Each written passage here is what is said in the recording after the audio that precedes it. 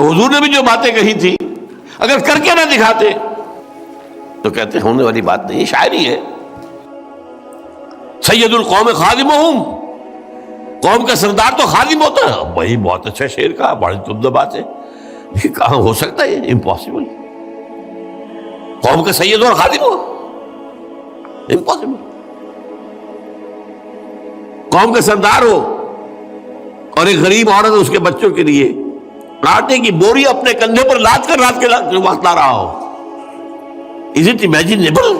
Is it imaginable? لاکھوں مربع میل کے اوپر حکم جس کا چل رہا ہے، وہ بیت المقدس کا سفر کر کے جا رہا ہے، اور وہ بھی سرکاری وزٹ ہے، کوئی کسی کو علاج کے لیے نہیں جا رہا، کسی بیٹے کی کانووکیشن میں شرکت کے لیے نہیں جا رہا معاذ اللہ. وہاں سے ریکویسٹ آئی آپ یہاں آئیں گے تو یہ بیت المقدس جو ہے فتح ہو جائے گا، یروشلم فتح ہو جائے گا. اس لیے کہ وہاں کے عیسائی علماء نے کہا تھا اے مسلمانوں ہماری کتابوں میں لکھا ہوا ہے کہ یہ شہر فتح ہوگا،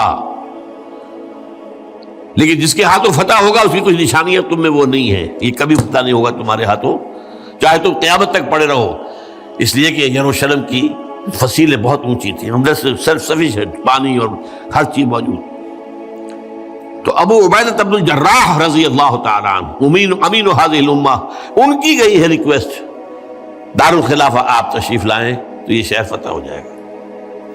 یہ سفر کیا ہے 700 میل کا سفر، ایک اونٹ اور ایک خادم ساتھ ہے،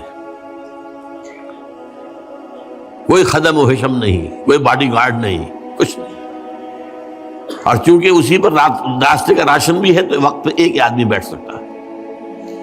ایک منزل خلیفہ اوپر بیٹھا ہے اور خادم آگے چل رہا ہے نکیل پکڑ کر. اگلی منزل خادم اوپر بیٹھا ہے اور خلیفہ آگے چل رہا ہے نکیل پکڑ کر. Can you believe it?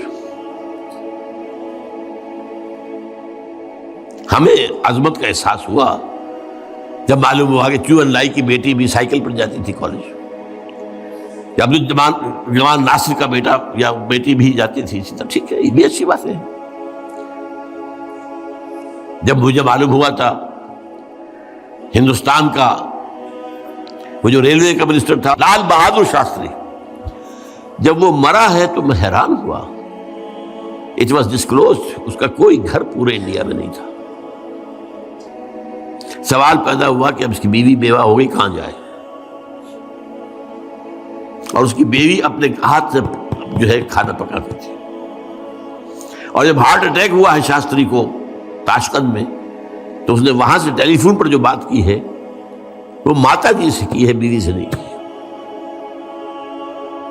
لیکن یہ ساری بلندیاں ان سب کو جمع کر لیجئے، کیا عمر کے آس پاس بھی آئیں گے؟ یہ کارنامہ کر کے دکھایا محمد رسول اللہ صلی اللہ علیہ وسلم. اس کو قائم کرو اور دنیا پر حجت قائم کر دو کہ ہاں دین یہی ہے، حق یہی ہے، نظام یہی ہے. اسی میں انسان کی فلاح ہے، اسی میں اس کی بہبود ہے، اسی میں اس کی اخلاقیات کی بلندی ہے، اسی میں اس کی تہذیب کی مضبوطی ہے، اسی میں اس کے تمدنی کے تقاضے پورے ہو سکتے ہیں.